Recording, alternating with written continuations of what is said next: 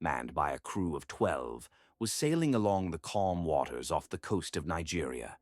The crew's task was to secure and stabilize an oil tanker loaded with gasoline in the Atlantic Ocean. In short, a tugboat is a special type of vessel designed to maneuver large ships through towing or pushing. As the day passed and the Kescon 4 worked across the ocean, the crew members, exhausted from their tasks, went to their cabins to rest at night. Since ships in the area were often targeted by pirates, everyone's cabin doors were locked for security. Little did they know at that moment, this very precaution would ultimately threaten their lives. When the ship was approximately 32 kilometers from the shore, with the entire 12-person crew asleep, a sudden storm erupted on a day when none was expected. Dangerous waves surrounded the ship, which struggled against them for a while but eventually succumbed to the massive waves and began sinking rapidly in the early hours of May 26th, around 4:30 a.m. Moreover, it was capsizing.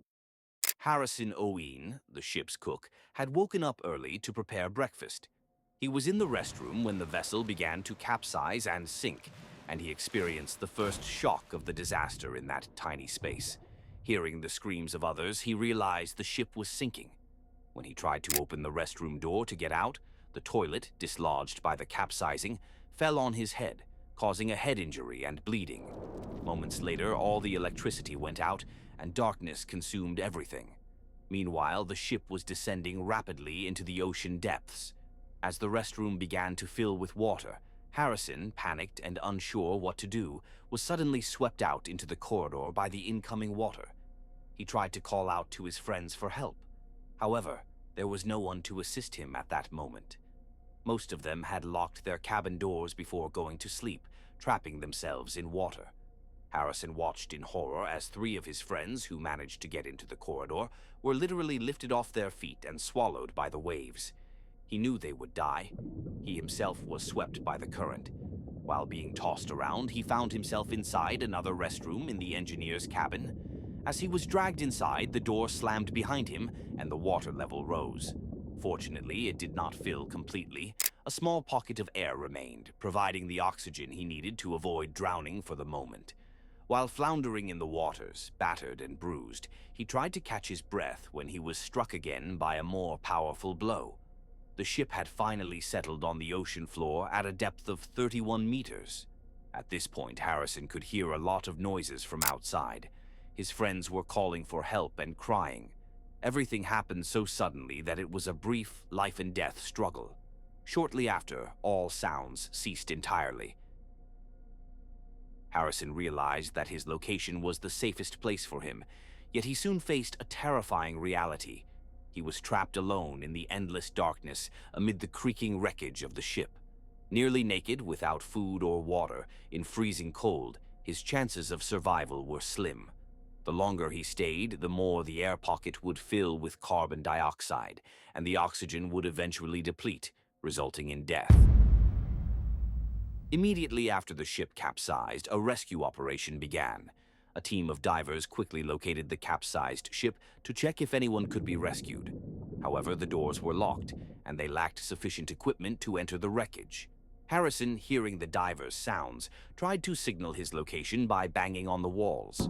No one noticed him. The divers were not prepared to stay at such depths for long, and after a brief survey, they concluded that all 12 crew members had died and returned to the surface in despair. Consequently, Harrison could not make his presence known and was uncertain when or if anyone would come. At that point, he could do nothing but contemplate the grim reality of his situation. Although he could not know the fate of his friends, he assumed some might have survived. Unknown to him, everyone else had perished. After a terrifying first day, the oxygen in his location was nearly depleted. Remaining any longer would mean inevitable suffocation. Harrison decided the locked exit door was the best path to freedom. He resolved to act, first attempting to open the restroom door but accidentally breaking the handle. From that moment, he developed a strange calmness within himself. He noticed a ventilation hole and managed to pry the steel grate using a piece of metal to open the door. Entering the engineer's cabin, he found 2 small flashlights attached to a life vest. He secured one in his mouth, the other to his shorts, and tried to swim toward the exit door. However, the flooded corridors lacked another air pocket, leaving him insufficient breath to open the door. He returned to the restroom air pocket, his starting point. Over the next hours, he repeated this process countless times, taking a deep breath in the restroom, swimming to the door, trying to open it, and returning to breathe again. At one point, he nearly got lost in the corridors due to the many doors. Entering any room meant certain death by drowning. Harrison returned to the air pocket for the last time and waited. Among the items he could reach for survival were canned fish and a bottle of cola. As he ate and drank, he felt the crustaceans nibbling at his body, turning him into their meal. He felt the bites on his legs, torso, and arms. Additionally, swallowing too much salty water while moving between the restroom and the door burned his throat and peeled his tongue. When the batteries of the flashlights ran out, Harrison faced an even graver problem than darkness. The ocean water at that depth was extremely cold, chilling him rapidly. Such water temperatures could drop body heat to lethal levels within minutes to hours. He stacked a few items and 2 mattresses to create a makeshift platform to keep part of his body out of the water, delaying hypothermia. With no other option but to wait for someone to arrive, he prayed fervently for God to reunite him with his family. His 5th wedding anniversary was only a few days away. He reflected on his life, his wife, family, and friends, and thought about what would happen to them if he died. Immersed in absolute darkness and silence, he felt as if he had crossed beyond human life. The only perception he had was of time passing. Occasionally, he heard the muffled hum of ships above, 31 meters up. The 2nd day passed with no progress, and now the 3rd day had arrived. Exhausted and sleep-deprived, Harrison's situation worsened. His skin began peeling after prolonged exposure to salt water, and he was in immense pain. Alongside this unbearable agony, severe thirst afflicted him. At one point, he heard sounds and realized they were sharks feeding on his deceased friends' bodies. He knew that his turn might come next. As his strength waned, he eventually lost all hope of survival, waiting only for death. 60 hours had passed when a new, more comprehensive dive rescue team was organized above. However, this team was not searching for survivors, but retrieving the bodies of the dead. The divers' task was solely to bring the recovered bodies to the surface.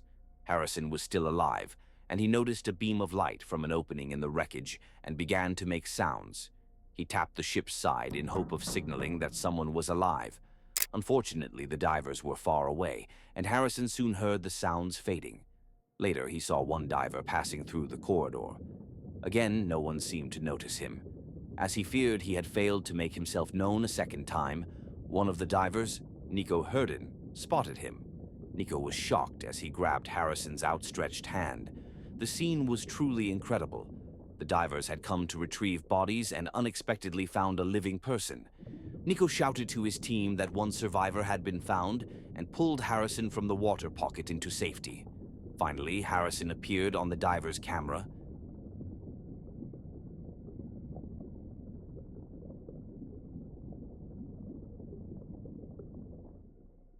He's alive. Okay, keep him there. His face was a mixture of exhaustion, relief, and astonishment. He slowly shook his head side to side. He leaned back, too weak to stand. When he faced his rescuer, he began to cry, and after the team gathered, his first request was water. He drank an entire bottle of water in one go. Although the land was in sight, they could not immediately bring him to shore. The process would take hours. Harrison was struggling to breathe, and the oxygen in his air pocket had largely been replaced by carbon dioxide, slowly causing CO2 poisoning. If he wasn't rescued quickly, he would likely die within hours. Since the divers hadn't expected to find a living person, they had no spare air tank. The support team immediately moved to supply a replacement tank. They kept him awake and conscious by talking to him continuously. Okay, listen to me. We're putting the hats on so you can breathe, okay? Alright, now you mustn't panic, eh? You must listen to me, alright? Alright. We're going to take you in the water, and we're going to take you to the bell, okay? And then we're going to bring you home, okay? Alright. What's your name? Harrison. Okay, Harrison. My name is Colby.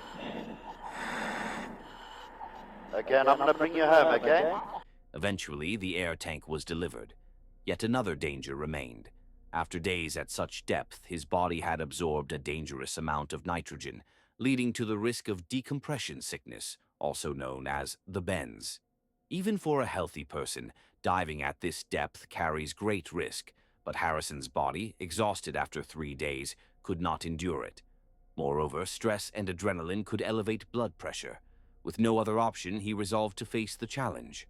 To avoid sudden death, the rescue team had to bring him slowly to the surface, stopping at multiple decompression stages to release gases gradually. This delicate and demanding process was vital for Harrison's survival. He was provided a special diving suit and helmet equipped with a breathing apparatus to maintain safe internal pressure and prevent illness. He was then guided to a diving bell that would carry him safely to the surface. The rescue started smoothly, but Harrison lost consciousness at one point. Thanks to the diver's efforts, he survived and was brought to the surface 3 hours later. Harrison, whose survival story became historic, was then placed in a special pressure chamber for 3 days, receiving food, water, and medication until his vitals normalized. Had he been exposed to normal air immediately, he would likely have died. During this time, he experienced nightmares and numb hunger as trauma responses, but survived. Reunited with his family, Harrison, now back on land, first asked how long he had been trapped. He was astonished to learn it had been 3 days. He asked about his friends, only to discover they had all perished. Overcome with grief, he wept uncontrollably. 11 of the 12 crew members' bodies were recovered, but the 12th was never found. How Harrison survived 3 days in the ocean depths under conditions that should have killed him is extraordinary. The air pocket he was trapped in was estimated to be about 2 meters high, while a human requires roughly 10 cubic meters of air per day. Harrison needed about 25 cubic meters of air to survive 60 hours. The space he occupied had far less, but under the ocean's pressure, scientists estimated the air pocket was compressed about 4 times. This meant the pocket contained roughly 6 cubic meters of air, sufficient for him to survive 60 hours. Another danger was carbon dioxide, lethal at a concentration of 5%. As Harrison breathed, CO2 levels slowly rose in the small air pocket. However, CO2 is absorbed by water, and by moving the water slightly, Harrison inadvertently reduced its concentration. Thus, he kept the gas level below the lethal 5%. Science, even in extreme situations, helps us understand and explain the world around us. Spending 60 hours in the ocean darkness is undoubtedly terrifying, especially with no means of escape. Surviving so long at such depth is extraordinary. Normally, recreational dives at such depths last no more than 20 minutes. After this event, Harrison gained the unique distinction of being the only person known to have spent approximately 3 days on the ocean floor. His trauma lingered. Despite adequate food, he still experienced lingering hunger and often woke up at night feeling his bed had collapsed. He vowed never to approach the ocean again. Yet, over time, he overcame his fear and, inspired by the men who saved him, began training as a diver. In 2015, he became a certified commercial diver, dedicating himself to saving people who might face death in maritime accidents, just like him. Moreover, the diver who certified him was the same one who rescued him. Harrison's story is a remarkable blend of luck and extraordinary resilience. Now I'm preparing the next content for you. Take care and see you soon.